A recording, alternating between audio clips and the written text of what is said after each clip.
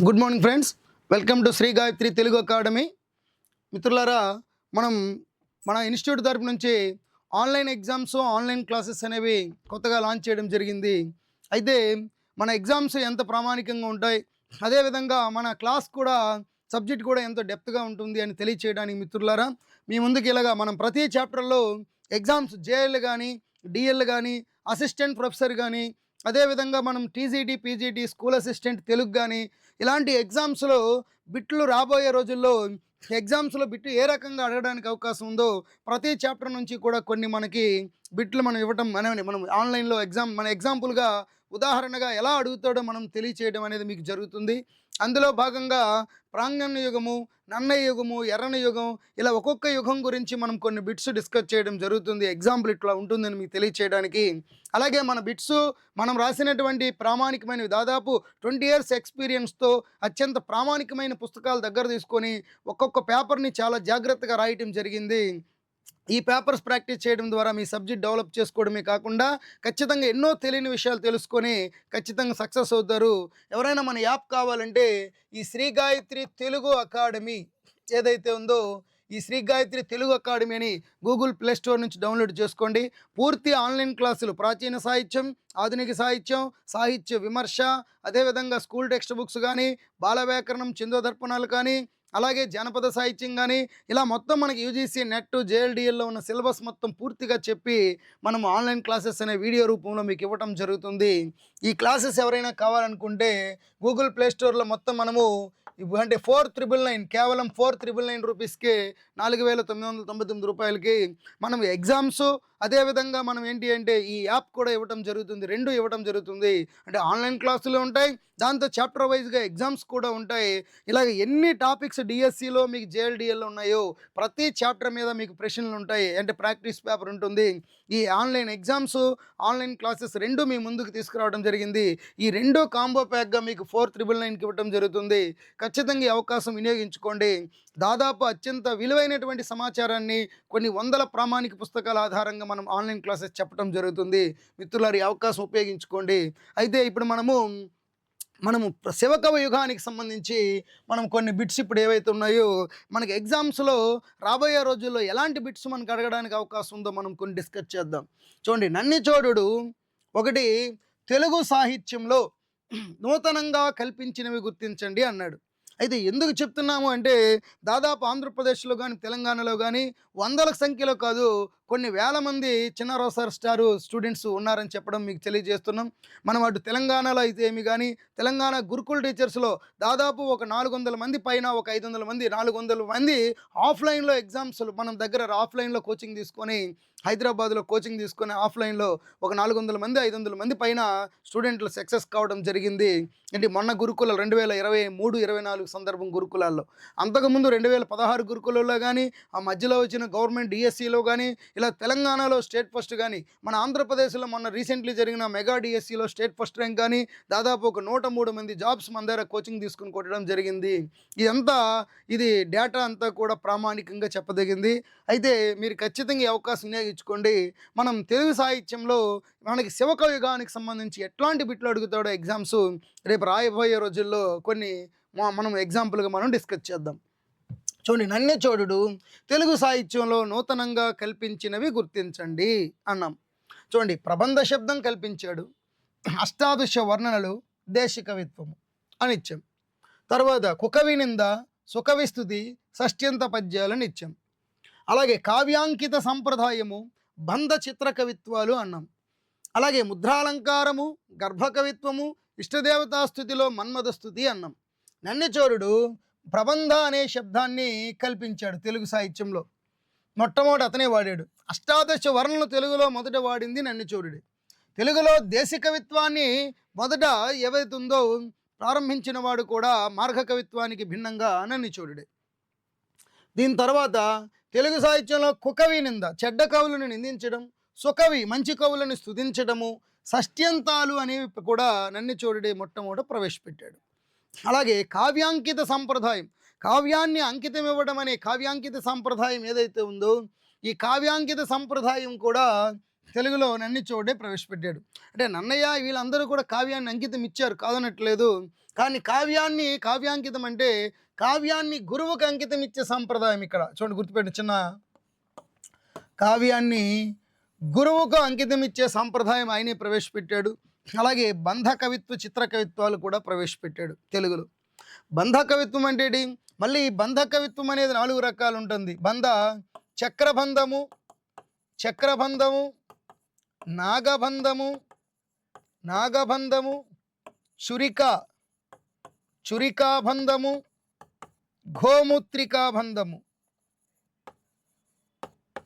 గోమూత్రికాబంధము అని 4 రకాలు ఉంటుంది. చిత్రకవిత్వం అన్నాం. మనకి కవిత్వము అనేది ఏదైతే ఉందో అసలు కవిత్వం 4 రకాలు. ఏంటి? ఆసు కవిత్వము, 2 మధుర కవిత్వము, 3 విస్తర కవిత్వము, 4 చిత్ర కవిత్వము. ఇలా కవిత్వం ఆసు, మధుర, విస్తర, చిత్ర కవిత్వం 4 రకాలుగా ఉంటుందని మనకి లాక్షణికులు చెప్పడం జరిగింది. అందులో ఈ చిత్ర కవిత్వం కూడా నన్నిచోడు ప్రవేశపెట్టడం జరిగింది. కాబట్టి ప్రబంధ అనే శబ్దాన్ని తెలుగులో మొదటి నన్నిచోడే వాడాడు, అష్టాదశ వర్ణంలో నన్నిచోడే వాడాడు. మార్గ కవిత్వానికి భిన్నంగా దేశ కవిత్వ సంప్రదాయాన్ని పాటించిన తొలి కవి కూడా నన్నిచోడుడే.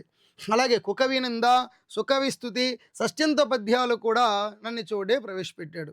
అలాగే కావ్యాన్ని గురువుకి అంకితం ఇచ్చే కావ్యాంకిత సాంప్రదాయం, మరి కావ్యాన్ని గురువుకి అంకితం ఇచ్చే సాంప్రదాయము, బంధ చిత్ర కవిత్వాలు కూడా తెలుగులో మొదటి నన్నిచోడే ప్రవేశపెట్టాడు. మళ్ళీ బంధ కవిత్వం ఎన్ని రకాలు ఉంటుంది అంటే 1 చక్రబంధము, 2 నాగబంధము, 3 చురికాబంధము, 4 గోమూత్రికాబంధం అని 4 రకాలు. చిత్ర కవిత్వం అన్నాం. అసలు కవిత్వం 4 విభాగాలుగా ఉంటుంది. 1 ఆసు కవిత్వము, మధుర కవిత్వము, విస్తర కవిత్వము, చిత్ర కవిత్వం. ఇందులో చిత్ర కవిత్వం అనే విభాగాన్ని కూడా తెలుగులో మొదట నన్నిచోడే ప్రవేశపెట్టాడు. అలాగే ముద్రాలంకారము, అలాగే గర్భ కవిత్వము, ఇష్టదేవతా స్థుతిలో మన్మథ స్థుతి చేయడం, ఇది కూడా తెలుగులో మొదటి నన్నిచోడే ప్రవేశపెట్టాడు. చూడండి, ముద్రాలంకారం రాస్తున్న అలంకారం పేరు మరి ఆ పద్యంలో నిక్షిప్తం చేసి రాయడాన్ని ముద్రాలంకారము అంటారు. గర్భ కవిత్వం అంటే ఒక పద్యంలో వేరొక పద్యాన్ని చొప్పించి లక్షణాలని చొప్పించి రాయడాన్ని గర్భ కవిత్వము అంటారు. జనరల్గా ఎవరైనా మరి గ్రంథం ప్రారంభించేటప్పుడు ఇష్టదేవతా స్థుతిలో మరి బ్రహ్మను లేదా బ్రహ్మ కాకపోతే విష్ణువును లేదా శివుడినో వినాయకుడినో లేదా ఎవరైనా సరే ఇంక వేరొక స్వామినో పూజించడం అనేది ఆహ్వానించడం అంటే స్తుతించడం జరుగుతుంది. ఇష్టదేవతా స్థుతిలో త్రిమూర్తుల్ని కాకుండా లేదంటే ఆంజనేయుని కాకుండా ఇలా వేరొక దేవతామూర్తుల్ని కాకుండా మన్మధుణ్ణి స్తుతించడం అనేది కూడా నన్నిచోడే మొదటి ప్రవేశపెట్టాడు. కాబట్టి తెలుగులో ప్రబంధ శబ్దము, అష్టాదశ వర్ణులు, దేశ కవిత్వం మొదట ప్రారంభించింది నన్నిచోడుడే. కుకవి నింద, సుకవి స్తుతి, షష్ట్యంతాలు ప్రవేశపెట్టింది నన్నిచోడుడే. కావ్యాన్ని గురువుకు అంకితమిచ్చే సాంప్రదాయము, బంధ చిత్ర కవిత్వాలు నన్నిచోడే ప్రవేశపెట్టాడు. ముద్రాలంకారము, తెలుగులో గర్భ కవిత్వము, అలాగే మనకి ఇష్టదేవతా స్థుతిలో మన్మథ స్థుతి చేయడము, ఇవి కూడా మొట్టమొదట నన్నిచోడే ప్రవేశపెట్టాడు. ఇవన్నీ కూడా నన్నిచోడు తెలుగులో కుమార సంభవంలో మొట్టమొదటి నూతనంగా కల్పించాడు. కాబట్టి ఇక్కడ ఆప్షన్ డి పైవన్నీ అనేవి సరైనవిగా మీరు ఆప్షన్ పెట్టుకోవాలి, గుర్తుపెట్టుకోండి. మళ్ళీ బంధ కవిత్వం ఎన్ని రకాలంటే 4 రకాలని చెప్పుకున్నాం. చక్రబంధము, నాగబంధము, చురికాబంధము, గోమూత్రికాబంధం. తెలుగులో కవిత్వం 4 రకాలు. ఆసు కవిత్వము, మధుర కవిత్వము, విస్తర కవిత్వము, చిత్ర కవిత్వం, ఇలా 4 రకాలుగా ఉంటుంది. చూడండి మిత్రులారా, దీని తర్వాత చూసినట్లయితే కుమార సంభవానికి సంబంధించి ఈ క్రింది అంశాలను సరిగా జతపరచండి అన్నాం. చూడండి, మొదటిగా ప్రకటించబడిన సంవత్సరం అంటే కుమార సంభవం మొదటి ఏ సంవత్సరంలో ప్రకటించారు, మొత్తం పద్య గద్యాలు ఎన్ని ఉన్నాయి, 3 మొత్తం సంస్కృత వృత్తాలు ఎన్ని వాడబడ్డాయి, మొత్తం దేశీయ వృత్తాలు ఎన్ని వాడబడ్డాయి అని అడిగాం. చూడండి, 895, 454, 1910, 2005 అని ఆప్షన్లు ఇచ్చాం. కుమార సంభవం మొదట ప్రకటించబడిన సంవత్సరం 1910. 1910లో కుమార సంభవాన్ని మొట్టమొదట మానవల్లి రామకృష్ణ కవి, ఈ మానవల్లి రామకృష్ణ కవి అనేవాడు మొట్టమొదట కుమార సంభవాన్ని ప్రకటించాడు అతని పీఠికతో. కుమార సంభవంలో మొత్తం పద్య గద్యాలు 2005 పద్య గద్యాలు ఉన్నాయి. కుమార సంభవంలో మొత్తం పద్య గద్యాలు 2005 ఉన్నాయి. మరి ఈ 2500 పద్య గద్యాలు కుమార సంభవంలో ఉన్నాయి. ఇది రెండోదనమాట. కుమార సంభవంలో మొత్తం ఎన్ని సంస్కృత వృత్తాలు వాడబడ్డాయి అంటే, కుమార సంభవంలో వాడబడిన సంస్కృత వృత్తాలు 454 సంస్కృత వృత్తాలు వాడబడ్డాయి. ఉత్పలమాల, చెంపకమాల, మత్తేపము, శార్దూలము, అలాగే మనకి మత్తకోకిల, మాలిని, స్రగ్ధర, మహాస్రగ్ధర, స్రగ్విని, మహాస్రగ్విని, అలాగే భుజంగ ప్రయాతము, అలాగే మనకి క్రౌంచపదము, కవిరాజ విరాజితము, ఇలాంటివన్నీ వృత్తపద్యాలు. ఇలా వృత్తపద్యాలు కోట్లాదిగా 13 కోట్ల పైన మనకి ఉన్నట్లు మనకి లక్షణ గ్రంథకర్తలు చెప్తున్నారు. ఈ సంస్కృతం నుంచి వృత్తపద్యాలు తెలుగులోకి వచ్చాయి. ఈ మొత్తం సంస్కృత వృత్తాలు కుమార సంభవంలో 454 పద్యాలు వాడబడ్డాయి. కుమార సంభవంలో దేశీయ వృత్తాలు ఎన్ని వాడబడ్డాయి అంటే 895 దేశీయ వృత్తాలు వాడబడ్డాయి. కాబట్టి కుమార సంభవంలో ప్రకటించింది ఎప్పుడు అంటే 1910లో ప్రకటించబడింది ఈ గ్రంథం మానవల్లి రామకృష్ణ కవి పీఠికతో. అలాగే మొత్తం పద్య గద్యాల సంఖ్య ఎంత అంటే 2005. కుమార సంభవంలో సంస్కృత వృత్తాలు ఎన్ని వాడబడ్డాయి అంటే 454 సంస్కృత వృత్తాలు వాడబడ్డాయి. మొత్తం దేశీయ వృత్తాలు 895 వాడబడ్డాయి. కాబట్టి ఇది రైట్ ఆప్షన్. కాబట్టి ఆప్షన్ ఇక్కడ బి అనేది రైట్ ఆప్షన్గా మనము తీసుకోవాలి. చూడండి, ఇలాంటి బిట్స్ మనకి అడగడానికి అవకాశం ఉంటుంది భవిష్యత్తులో. అలాగే చూడాలి, కుమార సంభవంపై కుమార సంభవంలో నన్నిచోరుడు పేర్కొన్నవి సరిగా గుర్తించండి అన్నాం. చూడండి, 8 రసాలు పేర్కొన్నాడు. అలాగే దశగుణాలు, 8 రసాలు, దశగుణాలు, అష్టాదశ వర్ణనలు, 26 అలంకారాలు. కాదు, నవరసాలు పేర్కొన్నాడు, త్రిగుణాలు మాత్రమే పేర్కొన్నాడు, అష్టాదశ వర్ణనలు, 38 అలంకారాలు. నవరసాలు, చతుర్విధ గుణాలు, అలాగే అష్టాదశ వర్ణనలు, 24 అలంకారాలు. మరి నవరసాలు, దశవిధ గుణాలు, అష్టాదశ వర్ణనలు, 36 అలంకారాలు అన్నాడు. ఇలాగా ఏవి పేర్కొన్నాడో సరిగా గుర్తించండి అన్నాం. చూడండి, కుమార సంభవంలో నన్నిచోరుడు నవరసాలు 9 రసాలు పేర్కొన్నాడు. శృంగార, హాస్య, కరుణ, రౌద్ర, వీర, భయానక, బీభత్స, అద్భుత, శాంత రసాలు. దశవిధ గుణాలు ప్రసాదము, మాధుర్యము, ఓజస్సు, ఇలా ఏవైతే ఉన్నాయో ఈ దశవిధ గుణాలని పేర్కొన్నాడు. అసలు గుణ సాంప్రదాయాన్ని ఎవరు, మరి రస సిద్ధాంతాన్ని ఈ భరతుడు స్థాపిస్తే గుణ సిద్ధాంత స్థాపకుడు ఎవరు అంటే దండి అనేవాడు స్థాపించాడు. అష్టాదశ వర్ణనలు కూడా కుమార సంభవంలో నన్నిచోరుడు వాడాడు. మరి 36 అలంకారాలు, వీటినే షట్త్రింశ షట్ 6, త్రింశ అంటే 30 అన్నమాట. ఈ షట్త్రింశ అలంకారాలు కూడా వాడుకున్నాడు. కాబట్టి కుమార సంభవంలో నన్నిచోరుడు నవరసాలు వాడాడు, కరెక్టు. దశవిధ గుణాలు వాడాడు, 10 గుణాలు వాడాడు, కరెక్టు. అష్టాదశ వర్ణనలు వాడాడు, కరెక్టు. 36 అలంకారాలు, షట్త్రింశ అలంకారాలు వాడాడు, కరెక్ట్. కాబట్టి ఇది మనం జాగ్రత్తగా గమనించాలి. కాబట్టి నవరసాలు రస సిద్ధాంత స్థాపకుడైతే భరతుడు, గుణ సిద్ధాంత స్థాపకుడైతే దండి. ఈ విషయం కూడా గుర్తుపెట్టుకోవాలి.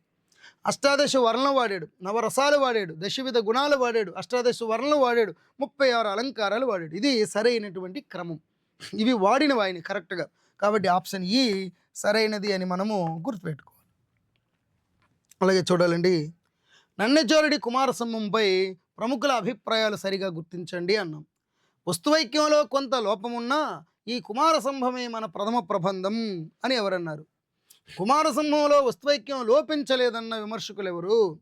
కుమార సంభవం ప్రక్రియాపరంగా వస్తు కావ్యం అని ఎవరన్నారు? కుమార సంభవము ప్రాచీన గ్రంథం కాదు, అది మానవల్లి రామకృష్ణ కవి కూట సృష్టి అని ఎవరన్నారు? చూడండి, వస్తువైక్యంలో కొంత లోపమున్నా కుమార సంభవమే మన ప్రథమ ప్రబంధము అని చెప్పిన వారు ఎవరు అంటే, ఈ మాట ఎవరన్నారు అంటే, ఒకటోది సి పింగళ లక్ష్మీకాంతం గారు అన్నారు.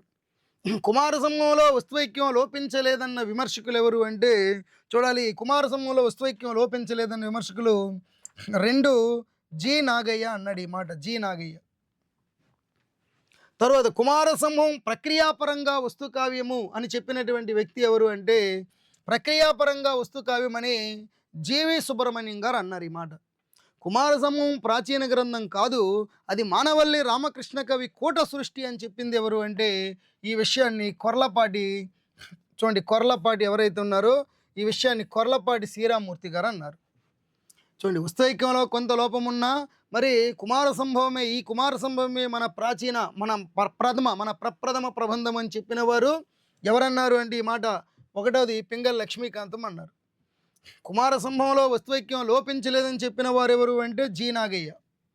కుమార సంభవమే మన ప్రప్రథమ, వస్తువైక్యంలో కొంత లోపమున్నా కుమార సంభవమే మన ప్రథమ ప్రబంధం అన్నవారు పింగళ లక్ష్మీకాంతం. కుమార సంభవంలో వస్తువైక్యం లోపించలేదన్న విమర్శకులు జీ నాగయ్య. కుమార సంభవం ప్రక్రియాపరంగా వస్తుకావ్యం అని చెప్పిన వారు ఈ మాట జీవి సుబ్రహ్మణ్యం అన్నారు. మరి కుమార సంభవం ప్రాచీన గ్రంథం కాదు, అది మానవల్లి రామకృష్ణ కవి కోట సృష్టి అని చెప్పిన వారు కొర్లపాటి శ్రీరామూర్తి. అంటే ఇక్కడ ఆప్షన్ సి అనేది రైట్ ఆప్షన్గా మనం పెట్టుకోవాలి. చూడాలి, నన్నిజోడి కుమార సంభవం 5వ బిట్ చూడండి. దారిద్ర్య విద్రావణ దశకం పేరిట 10 పద్యాలు లభించాయి. మరి ఈ దారిద్ర్య విద్రావణ అనే బిరుదు ఎవరికి ఉంది అన్నాడు. చూడండి, ఇలా మనము కొంచెం జాగ్రత్తగా చర్చ చేయాలి. మనకి నన్నయ్య మహాభారతం రాసేటప్పుడు నన్నయ్య భారతంలో ఉదంకోపాఖ్యానంలో 4 పద్యాల చివర నాగస్తుతి, 4 పద్యాల్లో చివర నాగస్తుతి చేయబడింది. ఈ 4 పద్యాల చివర నన్నయ్య మాకు ప్రసన్నుడయ్యడున్ అనే పద్యం అనే మకుటం అనేది వాడాడు. అంటే ఈ పద్యపాదం కనిపించింది. 4 పద్యాల చివర మాకు ప్రసన్నుడయ్యడున్ అని నన్నయ్య భారత ఉదంకోపాఖ్యానంలో 4 పద్యాల చివర చేసిన నాగస్తుతిలో ఇది వాడాడు. అలాగే నన్నజోడు కుమార సంభవంలో ఈ దారిద్ర్య విద్రావణ దశకం, ఈ దారిద్ర్య విద్రావణ అనే మకుటంతో మనకి దశకం అంటే 10 పద్యాలు మనకి కుమార సంభవంలో లభించాయి. అలాగే మనకి మల్లికార్జున పండితుడు ఉన్నాడు. ఈ మల్లికార్జున పండితుడు అనేవాడు శివతత్వసారం అనే గ్రంథం రాశాడు. ఈ శివతత్వసారం అనే గ్రంథం రచించి ఆ మల్లికార్జున పండితుడు శివతత్వసారం అనే గ్రంథంలో ఎన్ని రాశాడు అంటే ఇందులో అతడు శివ మరియు భవ మరియు అజ, అలాగే రుద్ర, అలాగే మహేష, ఇలా రకరకాలైనటువంటి 28 రకాల మకుటాలు వాడాడు. అన్నయ్యేమో ఉదంకోపాఖ్యానంలో 4 పద్యాల చివర చేసిన నాగస్తుతిలో మాకు ప్రసన్నుడయ్యుడని వాడాడు. దీనిని కొంతమంది శతకానికి ఇదే బీజము, శతక లక్షణాలు నన్నయ్య భారతంలోనే శతకానికి లక్షణాలు మొదట లభించాయి, దీన్ని మకుటంగా భావించి కొందరు అన్నారు. నన్నచోడేమో కుమార సంభవంలో దారిద్ర్య విద్రావణ దశకం అనే పేరుతో దాదాపు ఎన్ని పద్యాలు రాశాడు అంటే 10 పద్యాలు రచించాడు. మరి మల్లికార్జున పండితుడి శివతత్వసారంలో శివ, భవ, అజ, రుద్ర, మహేష ఇలా 28 రకాల మకుటాలు వాడాడు. ఇవన్నీ రకరకాలైన అంశాలు. అయితే ఇక్కడ మన బిట్టేంటి ప్రస్తుతం నన్నచోరుడు కుమార సంభవంలో దారిద్ర్య విద్రావణ దశకం అనే పేరిట 10 పద్యాలు రాశాడు. మరి ఇందులో దారిద్ర్య విద్రావణ అంటే అనే బిరుదు ఎవరికి ఉందని అడిగాం. నన్నచోరుడికి ఉందా, త్రైలోక్య మల్లదేవరకు ఉందా, త్రిభువన మల్లుడికి ఉందా, చోడబల్లి దేవుడు అనేవాడికి ఉందని ఇచ్చాం ఆప్షన్లు. ఇక్కడ నన్నచోరుడు కాదు, త్రైలోక్య మల్లదేవరు కాదు, త్రిభువన చోడబల్లి దేవుడు కాదు. ఈ దారిద్ర్య విద్రావణ అనే బిరుదు త్రిభువన మల్లుడు అనేవాడికి ఉంది. కాబట్టి ఇక్కడ ఆప్షన్ సి అనేది రైట్ ఆప్షన్గా పెట్టుకోవాలి. చూడాలి, పాల్కోరికి సోమనాథుడి గురువులకు సంబంధించి క్రింది వారిని సరిగా గుర్తించండి అన్నాం. కరస్థలి విశ్వనాథయ్య, కట్టకూరి పోతిదేవర, గురులింగాచార్యుడు, బలిదేవ వేమనారాజ్యుని మనుమడు 4 ఇచ్చాం. ఇక్కడ జ్ఞాన గురువు, దీక్ష గురువు ఎవరు, శిక్షా గురువు ఎవరు, సామీప్య గురువు ఎవరని ఇచ్చాం, 4 ఇచ్చాం. చూడండి, మరి కరస్థలి విశ్వనాథయ్య అనేవాడు ఎవరైతే ఉన్నారో సామీప్య కాదు, ఇది సాహిత్య గురువు. ఇది సాహిత్య గురువు ఎవరని ఇచ్చాం. చూడండి, ఇక్కడ 4 ఆప్షన్లు. కరస్థలి విశ్వనాథయ్య అనేవాడు ఎవరైతే ఉన్నాడో ఇతడు ఈ కరస్థలి విశ్వనాథయ్య సాహిత్య గురువు. కట్టకూరి పోతిదేవర అనేవాడు ఎవరైతే ఉన్నాడో ఇతడు శిక్షా గురువు. మరి గురులింగాచార్యుడు అనేవాడు దీక్షా గురువు. 4 బలిదేవి వేమనారాజ్యుని మనుమడు అనేది ఇతను జ్ఞాన గురువు. పాల్కొరికి సోమనాథుడి యొక్క సాహిత్య గురువు ఎవరు అంటే మరి సాహిత్య గురువు పేరు కరస్థలి విశ్వనాథయ్య. పాల్కొరికి సోమనాథుడి యొక్క శిక్షా గురువు ఎవరు అంటే రెండోది కట్టకూరి పోతిదేవర్ అనేవాడు శిక్షా గురువు. మరి గురులింగాచార్యుడు అనేవాడు దీక్షా గురువు. జ్ఞాన గురువు ఎవరు అంటే బలిదేవి వేమనారాజ్యుని మనుముడు అనేవాడు జ్ఞాన గురువు. కాబట్టి ఇక్కడ ఆప్షన్ బి అనేది రైట్ ఆప్షన్గా పెట్టుకోవాలి. సాహిత్య గురువు మనకి ఎవరు అంటే కరస్థలి విశ్వనాథుడు సాహిత్య గురువు, కట్టకూరి పోతిదేవర్ అనేవాడు శిక్షా గురువు, గురులింగాచార్యుడు అనేవాడు దీక్షా గురువు, బలిదేవి వేమనారాజ్యుని మనుముడు అనేవాడు జ్ఞాన గురువు. ఇలా గురువులనిచ్చి సరైనగా వారిని జతపరచండి అంటాడు. ఇలా అడుగుతాడు కాబట్టి ఇవి మనము జాగ్రత్తగా చూసుకోవాలి. పాల్కొరికి సోమనాథుడి రచనలు సంబంధిత అంశములతో జతపరచండి అన్నాం. చూడండి, యమకానుప్రాసాది శబ్దాలంకార వైచిత్రిని అష్టభాషా ప్రావీణ్యతను ప్రదర్శించినటువంటి రచన ఏది? వృత్తపద్య రచన వైవిధ్యమున్న రచన ఏది? సోమనాథ భాష్యానికి తెలుగు అనువాదం ఏది? తెలుగు నుండి సంస్కృతంలోకి అనువదించిన తొలి గ్రంథం ఏది?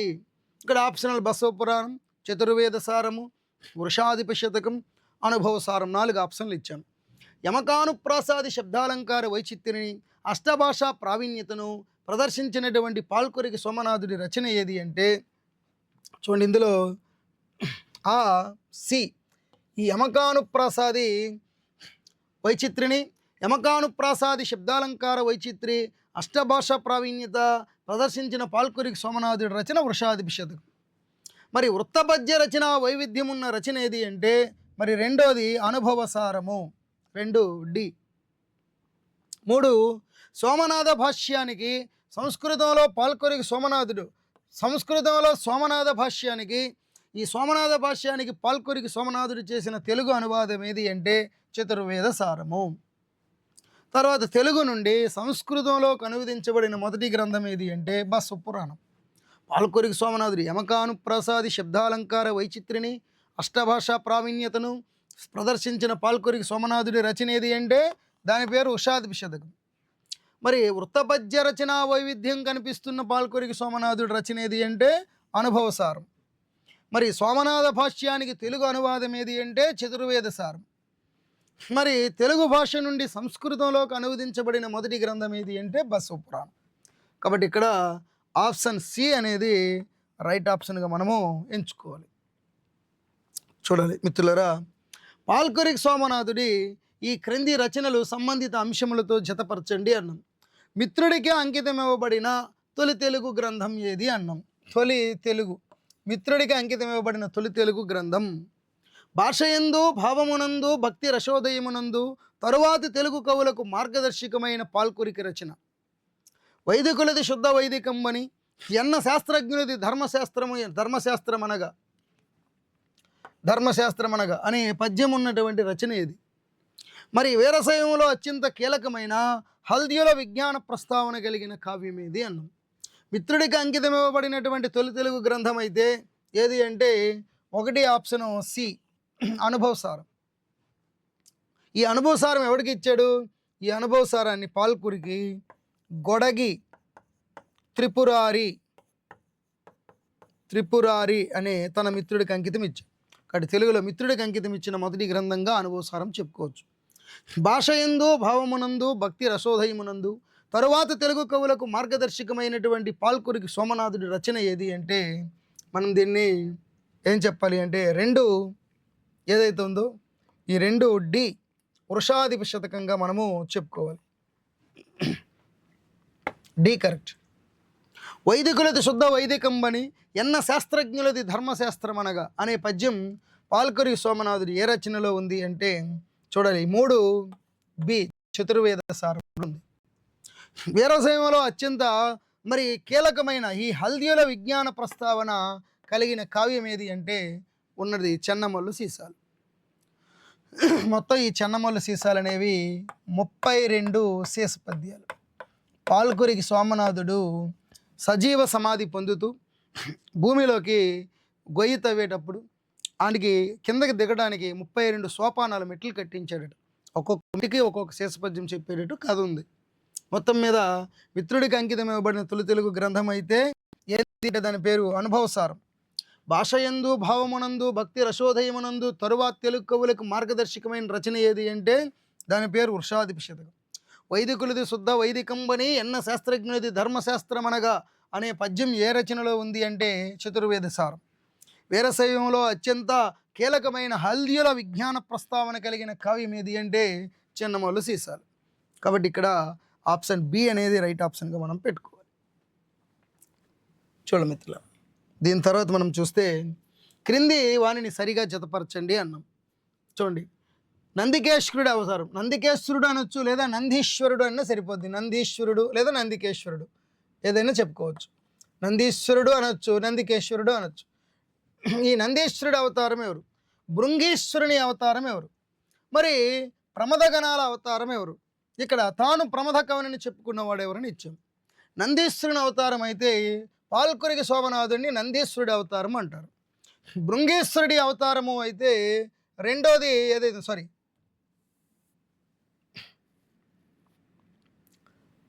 నందీశ్వరుడి అవతారం అయితే బసవేశ్వరుడు. భృంగేశ్వరుడి అవతారం అయితే తాను భృంగీశ్వరుని అవతారం అని పాల్కురికి సోమనాథుడు చెప్పుకున్నాడు. నందీశ్వరుడి అవతారంగా బసవేశ్వరుని చెప్తారు. భృంగేశ్వరుడి అవతారంగా పాల్కురికి సోమనాథుడిని చెప్తారు. ప్రమదఘనాల అవతారం అని మల్లికార్జున పండితారాజ్యుని చెప్తారు. తాను ప్రమద కవి అని చెప్పుకున్నవాడు ఎవరు అంటే శంకరాచార్యుడు.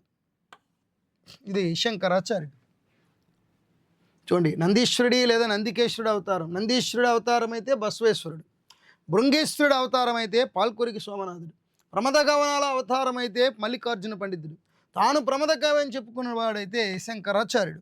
కాబట్టి ఇక్కడ ఆప్షన్ డి అనేది రైట్ ఆప్షన్గా మనం పెట్టుకోవాలి. ఇలాంటి బిట్స్ అడుగుతారు. అలాగే చూడాలండి, మణిప్రవాళ శైలి గురించి సరైనటువంటి వ్యాఖ్య గుర్తించండి అన్నాం. అసలు మణిప్రవాళ శైలి గురించి సరైన వ్యాఖ్య చూడండి. నన్నిచోడుడు దుర్మార్గ పదవర్తనమని నిరసించినది మణిప్రవాళ శైలిని అన్నాం. ఇది రైట్. మరి సంస్కృతాంధ్ర భాషలో రెండు కలిపి చేసే రచన మణిప్రవాళ శైలి అన్నాం. రైట్. అలాగే నృపతుంగుడు కవిరాజ మార్గము అనే గ్రంథంలోను ఖ్యాతన ఆంధ్ర భాషాభూషణం అనే గ్రంథంలోను మరి ఈ ఏ శైలిని అంటే మణిప్రవాళ శైలిని నిరసించారు అన్నాం. ఇది రైట్. తెలుగులో మణిప్రవాళ శైలి ఎక్కువగా ఉన్న దక్షిణాది భాష ఏది అంటే మలయాళము అన్నాం. ఇది కూడా రైట్. కాబట్టి నన్నెచోడుడు దుర్మార్గ పదవర్తనమని నిరసించినటువంటిది ఏది అంటే మణిప్రవాళ శైలి గురించి. ఇది రైట్. సంస్కృతాంధ్ర భాషలో రెండు కలిపి రాసే రచన ఏమంటారు? మణిప్రవాళ శైలి.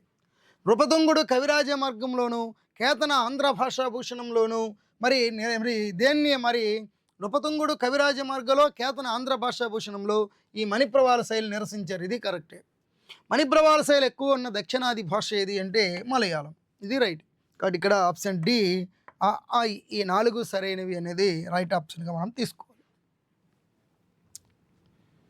కన్నడ ఇతర బసవపురాణ రచయితల్ని సరిగా జతపరచండి అన్నాం. మహాబసవరాజ్య చరిత్ర అనే పేరుతో బసవపురాణం కన్నడంలో ఎవరు రాశారు? బసవపురాణం భామిని షట్పది ఛందస్సులో ఎవరు రాశారు? వృషభేంద్ర విజయం అనే పేరుతో ఎవరు రాశారు? మరి బసవ విజయము అనే పేరుతో ఎవరు రాశారు? బసవ విజయం పేరుతో ప్రబంధంగా నిత్యం. బసవరాజ్య చరిత్ర అనే పేరుతో కన్నడంలో బసవపురాణాన్ని చూడండి సింగరాజు రాశాడు. బసవపురాణం భామిని షట్పది ఛందస్సులో రాసిన వాడు కన్నడంలో భీమకవి రాశాడు. తర్వాత వృషభేంద్ర విజయం అనే పేరుతో బసవపురాణాన్ని రాసిన వ్యక్తి ఎవరు అంటే వృషభేంద్ర విజయం అనే పేరుతో బసవపురాణం రాసిన వ్యక్తి ఎవరు అంటే వృషభేంద్ర విజయం అనే పేరుతో బసవపురాణము షడక్షర కవి అనేవాడు రాశాడు. మరి బసవ విజయం అనే పేరుతో మరి బసవపురాణాన్ని ప్రబంధంగా రాసిన వాడు ఎవరు అంటే తుమ్మలపల్లి నాగభూషణ కవి రాశాడు. మహాబసవరాజ్య చరిత్ర అనే పేరుతో బసవపురాణాన్ని కన్నడ భాషలో సింగరాజు, మరి బసవపురాణం భామిని షట్పది ఛందస్సులో కన్నడంలో రాసిన వాడేమో ఎవరు అంటే భీమకవి. వృషభేంద్ర విజయం అనే పేరుతో బసవపురాణం కన్నడంలో షడక్షర కవి రాశాడు. బసవ విజయం అనే పేరుతో బసవపురాణాన్ని ప్రబంధంగా రాసిన వాడు తుమ్మలపల్లి నాగభూషణ కవి. అంటే బసవపురాణాన్ని మొత్తం మీద కన్నడంలో 3 కవులు రాశారు. ఎవరు? షడక్షర షడక్షర కవి మరియు భీమ కవి మరియు ఇతని తర్వాత శింగారాజు. ఇలా సంస్కృతంలో కన్నడ భాషలో బసవపురాణాన్ని ముగ్గురు రచించారు. ఇందులో మహాబసవరాడ్య చరిత్ర అనే పేరుతో రాసిన వాడు సింగరాజు. బసవపురాణం భామిని షట్పది ఛందస్సులో రాసిన వాడు భీమకవి. వృషభేంద్ర విజయం అనే పేరుతో రాసిన వాడు షడక్షర కవి. బసవ విజయము అనే పేరుతో బసవపురాణం ప్రబంధంగా రాసిన వాడు తుమ్మలపల్లి నాగభూషణ కవి. కాబట్టి ఇక్కడ ఆప్షన్ ఏ అనేది రైట్ ఆప్షన్గా మనం పెట్టుకోవాలి. ఈ బసవపురాణం ఏదైతే ఉందో మళ్ళీ దీన్ని కన్నడంలో ఎవరు రాశారు, ఆంగ్లంలో సంక్షిప్తంగా ఎవరు రాశారు, తెలుగులో పద్య రూపంలో ఎవరు రాశారు, ఇలా చాలా విషయాలు మనం తెలుసుకోవాలి. శ్రీశైలంలోని 4 వాకిళ్లకు చతుర్ద్వారములు అని పేరు. చతుర్ద్వారములని వాటిని సరిగా గుర్తించండి లేదా జతపరచండి అన్నాడు. శ్రీశైలం ప్రాచ్య ద్వారము, పశ్చిమ ద్వారం, ఉత్తర ద్వారం, దక్షిణ ద్వారం అని దేన్ని పిలుస్తారు అన్నాడు. శ్రీశైలంలో 4 వాకిళ్లకు చతుర్ద్వారములని పేరు, వాటిని సరిగా గుర్తించండి అన్నాం. మరి ప్రాచ్య ద్వారం పేరేటి, పశ్చిమ ద్వారం పేరేటి, అలాగే ఉత్తర ద్వారం పేరేటి, దక్షిణ ద్వారం పేరేటిని ఇచ్చాం. ప్రాచ్య సిద్ధవటేశ్వర క్షేత్రము, బ్రహ్మేశ్వర మహేశ్వర క్షేత్రము, త్రిపురాంతకేశ్వర క్షేత్రము, బ్రహ్మేశ్వర క్షేత్రము, ఇలా 4 ఉన్నాయి. ఇందులో శ్రీశైలంలోని 4 వాకిళ్లకు 4 చతుర్ద్వారములని పిలుస్తారు, వాటిని సరైన వాటితో జతపరచండి అన్నాం. ప్రాచ్యద్వారము అని దేన్ని పిలుస్తారు అంటే త్రిపురాంతక క్షేత్రాన్ని పిలుస్తారు. పశ్చిమ ద్వారం అని బ్రహ్మేశ్వర క్షేత్రాన్ని పిలుస్తారు. ఉత్తర ద్వారము అని మహేశ్వర క్షేత్రాన్ని పిలుస్తారు. మరి దక్షిణ ద్వారం అని సిద్ధవటంలో కొలువైన సిద్ధేశ్వర క్షేత్రాన్ని పిలుస్తారు. శ్రీశైలానికి ప్రాచ్యద్వారము అయితే ఏది అంటే త్రిపురాంతకేశ్వర క్షేత్రం. పశ్చిమ ద్వారము అయితే ఏది అంటే పశ్చిమ ద్వారం బ్రహ్మేశ్వర క్షేత్రం. అలాగే ఉత్తర ద్వారం అని మహేశ్వర క్షేత్రాన్ని పిలుస్తారు, దక్షిణ ద్వారం అని సిద్ధవటేశ్వర క్షేత్రాన్ని పిలుస్తారు. కాబట్టి ఇక్కడ ఆప్షన్ బి అనేది రైట్ ఆప్షన్గా మనం తీసుకోవాలి. పాల్గొరి సోమనాథుని గద్యలు, వాటికి సంబంధించిన అంశములతో జతపరచండి అన్నాం. చూడండి, గద్య చివరలో శ్రీ బసవదండనాథ, శ్రీ బసవదండనాథ నమస్తే నమస్తే నమస్తే అని కలిగిన గద్య ఏది? ప్రతి పాదం సంస్కృత చతుర్థి విభక్తి ప్రత్యయంతో కూర్చబడినటువంటి గద్య ఏది?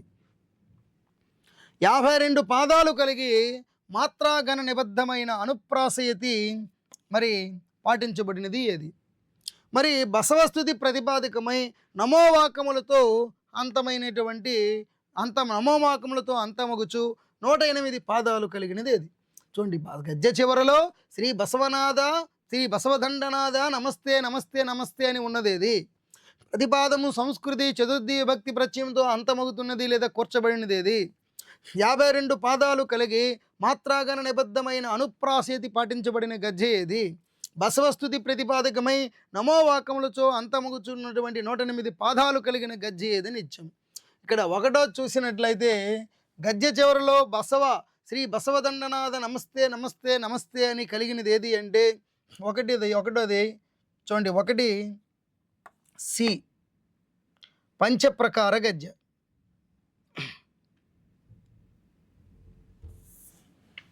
1 సి పంచప్రకార గద్య.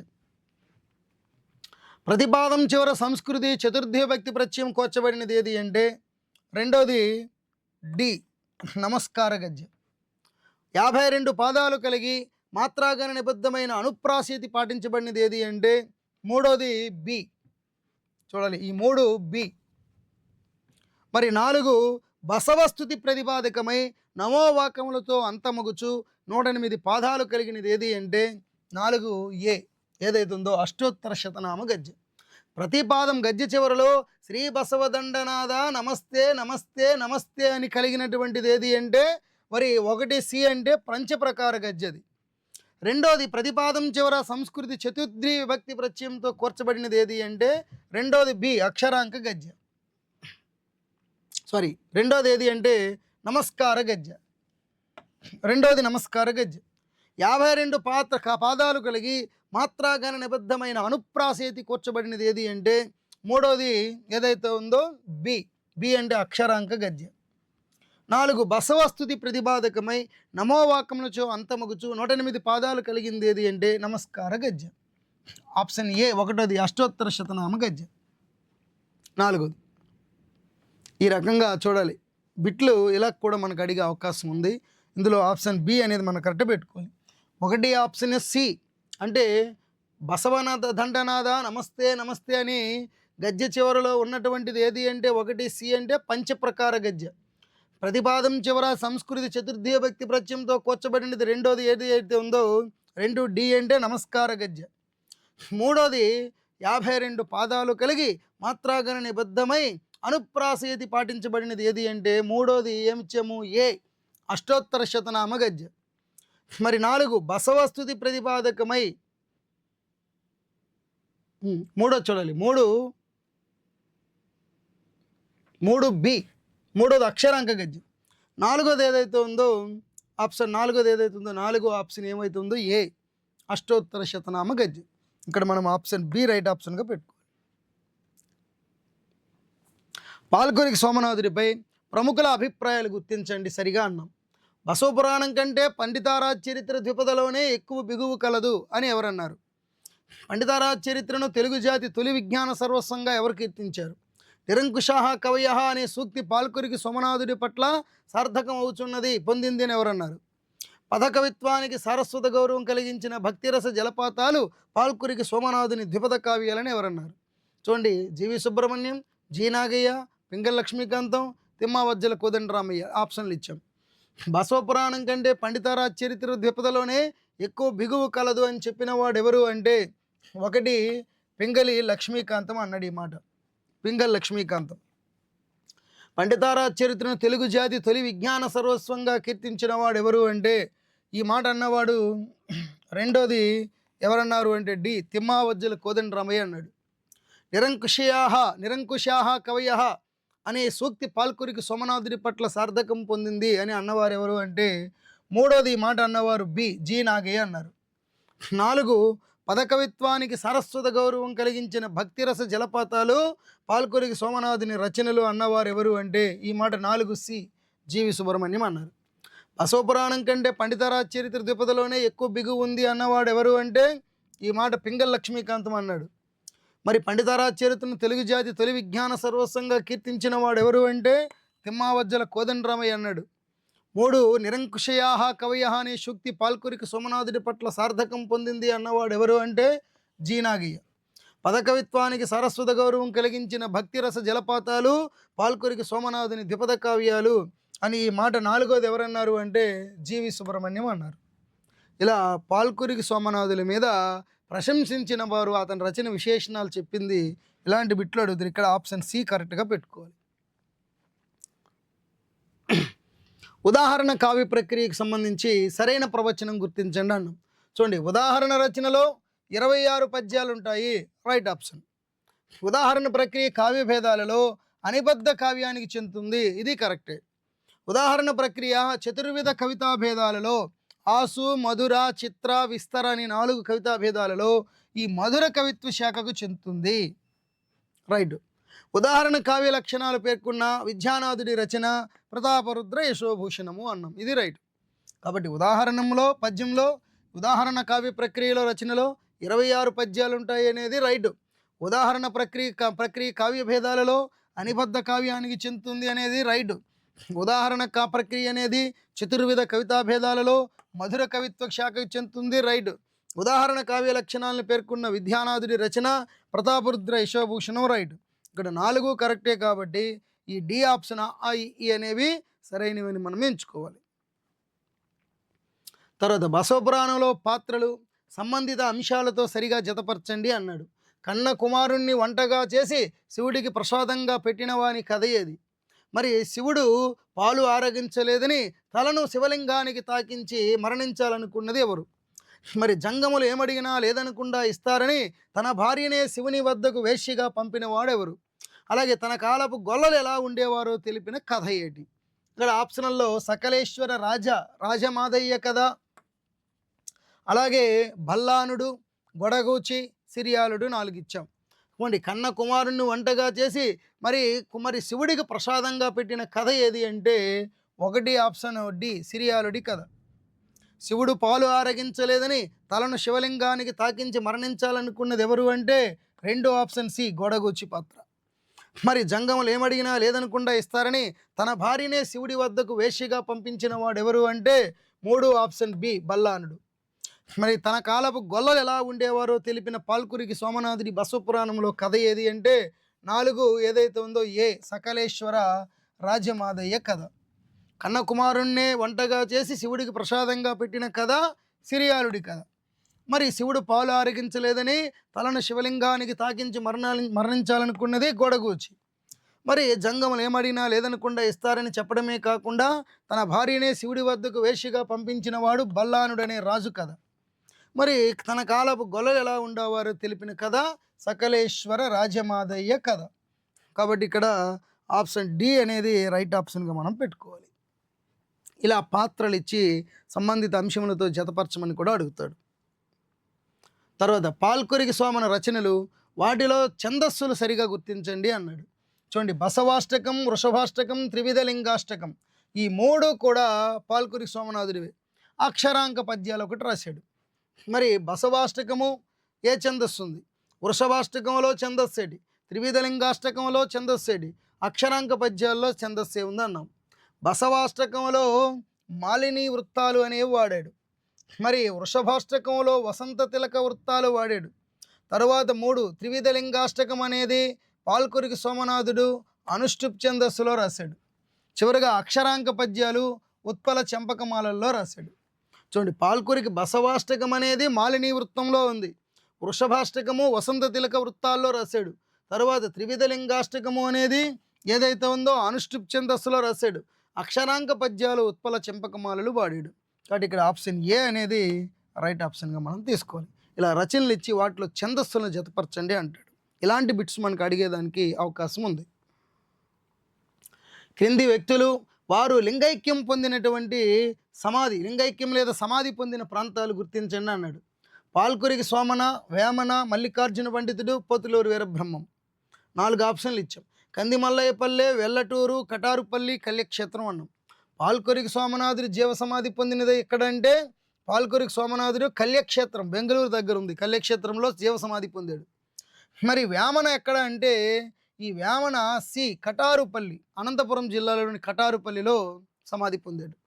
మల్లికార్జున పండితుడు వెల్లటూరు అనేది దగ్గర జీవ సమాధి పొందాడు. వీరబ్రహ్మం కడప జిల్లాలోని కందిమల్లయ్యపల్లిలో సమాధి పొందాడు. పాల్కురికి సమాధి బెంగళూరు దగ్గర ఉన్న కళ్యక్షేత్రం. వేమన సమాధి కడప మరి అనంతపురం జిల్లాలోని కటారుపల్లిలో ఉంది. మల్లికార్జున పండితుడిది అయితే కందిమల్లయ్యపల్లిలో ఉంది. తర్వాత మల్లికార్జున పండితుడు అయితే వెల్లటూరులో ఉంది. మరి పోతులూరు వీరబ్రహ్మం సమాధి అయితే కందిమల్లయ్యపల్లిలో ఉంది. కాబట్టి ఇలాగా వారి సజీవ సమాధులు పొందిన ప్రాంతాలు పాల్కురికి కళ్యక్షేత్రము, వేమన అయితే కటారుపల్లి, మల్లికార్జున పండితుడు వెల్లటూరు, వీరబ్రహ్మం గారు అయితే కడప జిల్లా కందిమల్లయ్యపల్లిలో మరి సజీవ సమాధి పొందారు. ఇక్కడ ఆప్షన్ డి అనేది రైట్ ఆప్షన్గా మనం ఎంచుకోవాలి.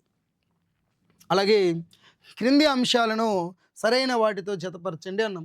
తెలుగులో దండక ప్రక్రియ ఎవరు, తెలుగులో దండక ప్రక్రియకు ఆద్యుడు ఎవరు అన్నాం. తెలుగులో దండకాన్ని ప్రత్యేక కృతిగా రాసిన తొలి వ్యక్తి ఎవరు అన్నాం. తెలుగులో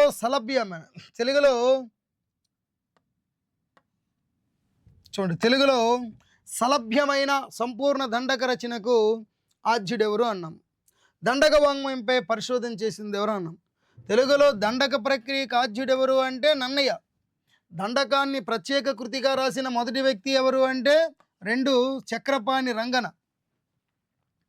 తెలుగులో సంపూర్ణ దండక రచనకు ఆద్యుడెవరు అంటే 3 పోతన.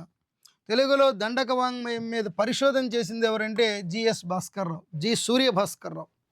తెలుగులో దండక ప్రక్రియకు ఆద్యుడు నన్నయ్య భారతంలోనే దండకం రాయడం అనేది జరిగింది. అలాగే తెలుగులో దండకాన్ని ప్రత్యేక కృతిగా రాసిన మొదటి వ్యక్తి చక్రపాణి రంగన. దండకాన్ని ప్రత్యేక కృతిగా మొదట పోతన కన్నా ముందు చక్రపాణి రంగన రాశాడు. కాకపోతే చక్రపాణి రంగన రాసిన దండకం అనేది అలభ్యం, దొరకలేదు. తెలుగులో మరి తర్వాత చూడండి, సంపూర్ణ దండక రచనకు మరి ఆద్యుడెవరు అంటే పోతన రాసినటువంటి తొలి తెలుగు దండకం ఏది అంటే దాని పేరు భోగిని దండకం. తెలుగులో మొదటి దండకం భోగిని దండకం. కాబట్టి తెలుగులో లభ్యమవుతున్న మొదటి దండకం భోగిని దండకం. తెలుగులో మొదటి దండక రచయిత్రి ఎవరు? తెలుగులో మొదటి దండక రచయిత్రి మదిన సుభద్రమ్మ అనే ఆవిడ. ఈవిడ శ్రీరామ దండకం రాసింది. శ్రీరామ దండకం అనేది రచించింది. తెలుగు దండక రచయిత్రి, తొలి తెలుగు దండక రచయిత్రి మదిన సుభద్రమ్మ. శ్రీరామ దండకం. తెలుగులో మొదటి దండక రచయిత ఎవరు అంటే దండక ప్రక్రియకు ఆద్యుడు పోతన నన్నయ్యే. కానీ సంపూర్ణ దండక రచనకు తెలుగులో ఆద్యుడు ఎవరు అంటే పోతన. తెలుగులో లభ్యమవుతున్న మొదటి దండకం పోతన రాసింది భోగిని దండకం. దండక వాంగ్మయం మీద పరిశోధన చేసిన వారు మరి professor GS Bhaskar Rao, G సూర్య భాస్కర్ రావు గారు చేశారు. కాబట్టి ఇక్కడ దండక ప్రక్రియకు ఆద్యుడు నన్నయ్య. దండకాన్ని ప్రత్యేక కృతిగా రాసిన తొలి వ్యక్తి చక్రపాణి రంగన. కాకపోతే ఆయన రాసిన దండకం లభించలేదు. మరి తెలుగులో సలభ్యమైన మరి సంపూర్ణ దండక రచన కాద్యుడు పోతన. పోతన రాసిన తొలి తెలుగు దండకం భోగిని దండకం. తెలుగులో మొదటి దండక రచయిత్రి మదిన సుభద్రమ్మ. ఆవిడ రాసిన దండకం అయితే శ్రీరామ దండకం. అలాగే దండక వాంగ్మయ పరిశోధన జిఎస్ భాస్కర్ రావు చేశారు. కాబట్టి ఆప్షన్ సి ఇక్కడ రైట్ ఆప్షన్గా మనం తీసుకోవాలి. అలాగే చూడాలండి, పాల్కొరికి సోమనాథుడిపై వెలువడిన గ్రంథాలని జతపరచండి అన్నాం. పాల్కొరికి సోమనాథ కవి. పాల్కొరికి సోమనాథుడు ఎప్పటివాడు? పాల్కొరికి సోమనాథుని చరిత్ర అనే పేరుతో పురాణం ఒకటి వచ్చింది. పాల్కొరికి సోమనాథుడి జీవిత చరిత్ర యక్షగానం ఒకటి వచ్చింది. చూడండి, పాల్కొరికి సోమనాథ కవి అనేది ఏదైతే ఉందో ఇది బండారు తమ్మయ్య రాశాడు. పాల్కొరికి సోమనాథుడు ఎప్పటివాడు అనే గ్రంథం ఏదైతే ఉందో 2D నేలటూరి వెంకటరమణయ్య రాశారు. పాల్కొరికి సోమనాథుని చరిత్ర అనే పేరుతో పురాణం ఒకటి వచ్చింది. దీన్ని 3B ఎవరు రాశారంటే తోంటద సిద్ధలింగ కవి రచించాడు కన్నడ భాషలో. మరి పాల్కొరికి సోమనాథుడి జీవిత చరిత్రని యక్షగానం ఎవరు రాశారు అంటే 4వ ఆప్షను ఏ మల్లికార్జున కవి రాశాడు.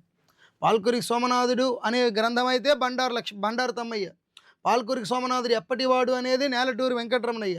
పాల్కొరికి సోమనాథుని చరిత్ర అనే పేరుతో పురాణము తోంటద సిద్ధలింగ కవి కన్నడంలో. పాల్కొరికి సోమనాథుడి జీవిత చరిత్ర యక్షగానంగా రాసింది ఎవరు అంటే మల్లికార్జున కవి. కాబట్టి ఇక్కడ ఆప్షన్ డి రైట్ ఆప్షన్గా పెట్టుకోవాలి. ఇలాగా బిట్స్ మనము చాలా క్రొత్తగా ప్రామాణికంగా మనం ప్రాక్టీస్ చేయడం ద్వారా సబ్జెక్ట్ మీద మనకి బాగా పట్టు దొరకడమే కాకుండా మనం ఎగ్జామ్లో సక్సెస్ అవ్వడానికి కారణమవుతుంది. కాబట్టి ఖచ్చితంగా ఎవరైనా మన ఎగ్జామ్ సిరీస్లో జాయిన్ అవ్వాలనుకునేవారు, అదేవిధంగా మన ఆన్లైన్ క్లాసులు కావాలనుకున్న వాళ్ళు ఈ శ్రీ గాయత్రి తెలుగు అకాడమీ అని గూగుల్ ప్లే స్టోర్ నుంచి డౌన్లోడ్ చేసుకోండి. మొత్తం ఆన్లైన్ క్లాసులు, అదేవిధంగా ఆన్లైన్ క్లాసులతో పాటు పూర్తి ఎగ్జామ్ సిరీస్ కూడా, ఈ 2 ఆన్లైన్ క్లాసులు పూర్తి సబ్జెక్టుతో పాటు పూర్తి ఎగ్జామ్ సిరీస్ కూడా మనకి 4999కి ఇవ్వడం జరుగుతుంది. ఖచ్చితంగా అవకాశం ఉపయోగించుకొని లాంగ్ టర్మ్ చదవాలి. ఎగ్జామ్ వచ్చిన వెంటనే చదువుతామంటే దాదాపు 5-6 నెలలు పడుతుంది బుర్రలోకి ఎక్కడానికి. ఎప్పటి నుంచి ప్లాన్ చేసుకొని 100% మీరు ప్రయత్నం చేస్తే ఖచ్చితంగా సక్సెస్ సాధిస్తారు. కాబట్టి మిత్రులారా, ఖచ్చితంగా అవకాశాన్ని ఉపయోగించుకోండి. యాప్ డౌన్లోడ్ చేసుకొని పర్చేజ్ చేసుకొని ఇప్పటి నుంచే ప్రిపరేషన్ స్టార్ట్ చేయండి. ఏ డౌట్ వచ్చినా కాంటాక్ట్ అవ్వండి. ఖచ్చితంగా ఈ నెంబర్కి, స్క్రీన్ మీద కనిపిస్తున్న నెంబర్కి ఖచ్చితంగా మీ డౌట్ వెంటనే క్లారిఫై చేయడం కూడా జరుగుతుంది. Thank you.